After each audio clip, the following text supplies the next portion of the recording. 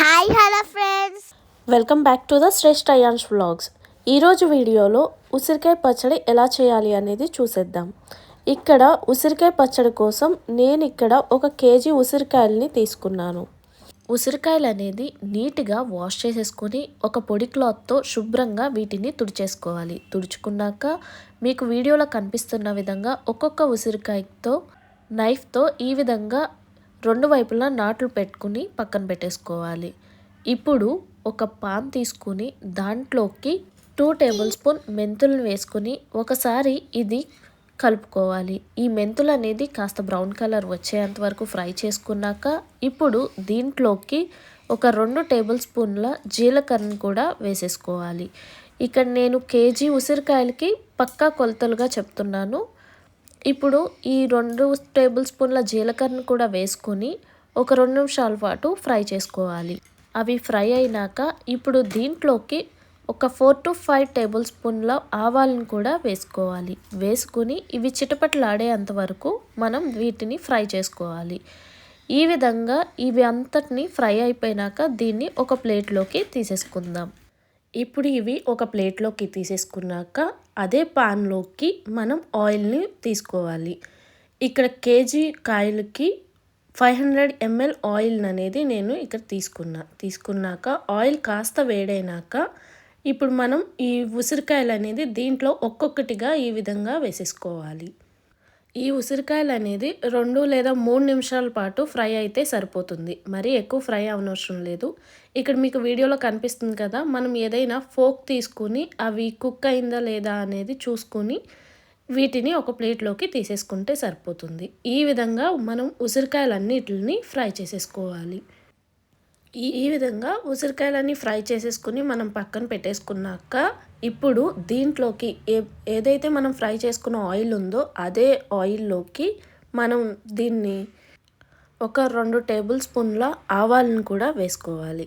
ఆవాలు కొంచెం ఫ్రై అయినాక 1 టేబుల్ స్పూన్ల జీలకర్రను కూడా వేసేసుకుందాం. వేసుకుని ఈ 2 కొద్దిగా ఫ్రై అయినాక ఇప్పుడు దీంట్లోకి 10 వెల్లుల్ని దంచి వేసుకోవాలన్నమాట. ఇవి ఈ విధంగా వేసేసుకున్నాక దీంట్లోకి కొద్దిగా కరివేపాకు అనేది మనం వాష్ చేసేసుకొని ఇప్పుడు దీంట్లోకి వేసేసుకోవాలి. ఈ కరివేపాకు అనేది బాగా ఫ్రై అవ్వకుండా ఇది చిటపటలాడుతున్నప్పుడు దీన్ని స్టవ్ ఆఫ్ చేసేసుకోవాలి. స్టవ్ ఆఫ్ చేసుకున్నాక కొద్దిగా ఇంగువను కూడా వేసేసుకొని ఒక 1/2 టేబుల్ స్పూన్ పసుపును కూడా వేసుకొని ఇది అంతటిని కలుపుకోవాలి. ఈ విధంగా కలుపుకొని ఇది పూర్తిగా చల్లారిపోవాలి. అది చల్లారేలోపు ఇప్పుడు మనం మిక్సీ జార్ తీసుకుని మనం ముందుగా ఫ్రై చేసి పెట్టుకున్న ఆవాలు, మెంతులు, జీలకర్రని ఈ విధంగా మిక్సీలో వేసుకుని ఫైన్ పౌడర్ కింద గ్రైండ్ చేసుకోవాలి. ఇప్పుడు ఒక ప్లేట్ తీసుకుని దాంట్లోకి మనం ఇక్కడ 1 కేజీ ఉసిరికాయలకి 100 గ్రాముల రాక్ సాల్ట్ని వేసుకోవాలి. లేదంటే ఈ విధంగా సాల్ట్ని కూడా వేసేసుకోవాలి. వేసుకున్నాక మనం ముందుగా గ్రైండ్ చేసి పెట్టుకున్న పొడిని కూడా ఇప్పుడు దీంట్లోకి వేసేసుకోవాలి. వేసుకొని 100 గ్రాముల కారంను కూడా వేసుకొని ఇప్పుడు దీంట్లోకి ఒక 15 వెల్లుల్ని మనం పైనున్న పొట్టుని తీసేసుకొని ఇప్పుడు దీంట్లోకి వేసేసుకోవాలి. వేసుకున్నాక మనం ఫ్రై చేసి పెట్టుకున్న ఉసిరికాయలను కూడా ఈ విధంగా వేసేసుకొని ఇదంతా బాగా కలుపుకోవాలి.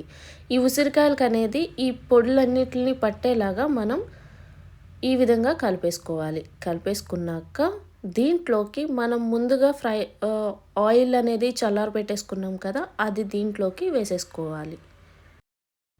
ఈ విధంగా కలిపేసుకుని ఆయిల్ని కూడా వేసుకుని 2 కలిసేలాగా కలుపుకున్నాక ఇప్పుడు దీంట్లోకి లెమన్ జ్యూస్ అనేది వేసుకోవాలి.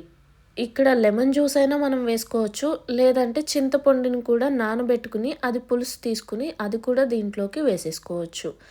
అది కష్టం అనుకుంటే లెమన్స్ని ఒక 4 లెమన్స్ని జ్యూస్ తీసేసుకుని దీంట్లోకి వేసేసుకోవడమే. అంతే అండి, ఎంతో సింపుల్గా చేసేసుకునే ఉసిరికాయ పచ్చడి అనేది మన ఇంట్లోనే ఈజీగా చేసేసుకోవచ్చు. ఇది మీకు పక్కా కొలతలతో చెప్పాను కాబట్టి అందరూ ట్రై చేయొచ్చు. ఈ వీడియో కనుక మీకు నచ్చినట్లయితే please like, share, comment and subscribe. ఈ విధంగా కలిపేసి దీనిపైన మూత పెట్టుకుని మనం ఒక పక్కన పెట్టేసుకుని 2 రోజుల తర్వాత తింటే చాలా బాగుంటుంది. Thank you for watching. Bye friends.